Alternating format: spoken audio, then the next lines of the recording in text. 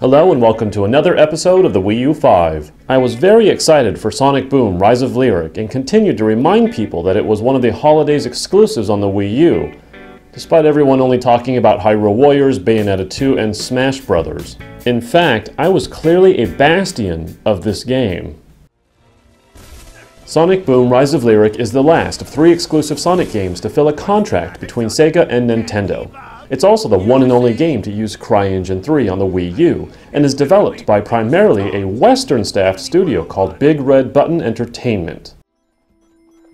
It's unfortunate that right out of the gate, control of Sonic feels clunky. In fact, all of the characters control clunky, and make navigating the world feel like a bit of a chore at times. Other times it just feels downright slow and lacks any real sense of speed, mostly due to the lack of agility. While this makes a bit of sense when controlling one of the other 3 characters, it is a downright misstep when controlling Sonic. In fact, I felt more at home playing as one of the other characters whenever given the chance, because they felt like they belonged in a world designed around exploration and combat. Speaking of combat, it's also clunky. Very clunky. Combat consists of combo attacks and dodging, but even after you master the combat controls, it will always feel like you're just doing it because you have to, not because the combat provides any level of real joy.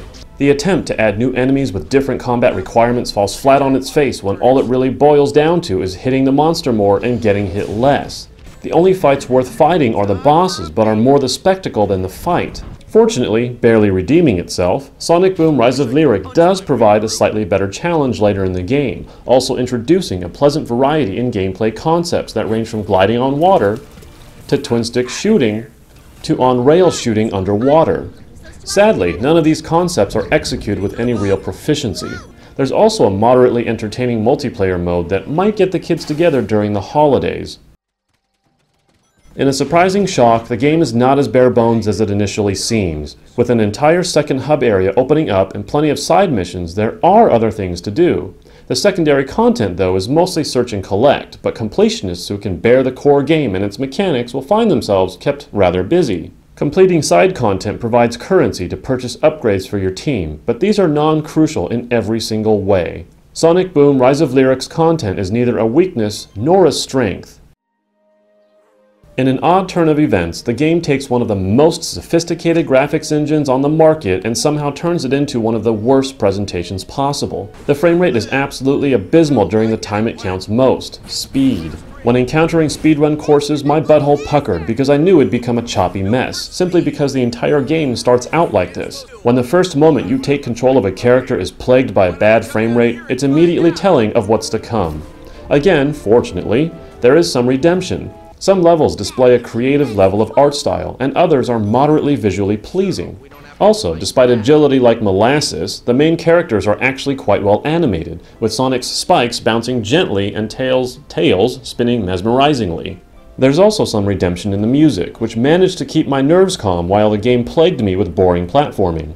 There's also competent voice acting, completely ruined by awkward editing and poor flow of dialogue. At least Quincy's silly voice made me laugh once or twice, though. Hello, kitty. Nice kitty. I can understand if many reviewers could not even finish this game. While that would result in an unfairly low score since the game does get a bit better later on, including a bit of an interesting story twist, there's no denying there's more things wrong than I have time to go through.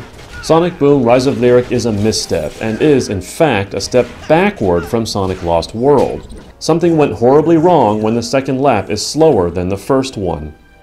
I give Sonic Boom Rise of Lyric a 6 out of 10. I really looked forward to this game, having decent, not high, hopes for this game. It is unfortunate when, as a person who owned a Dreamcast and thoroughly enjoyed it, I have to say it might be time for Sega to let Sonic rest in peace. Or at least sell off the IP. That's it for today. Like my Facebook page, follow me on Twitter, and of course subscribe for more Wii U content delivered directly to your retinas. See you next time on the Wii U 5.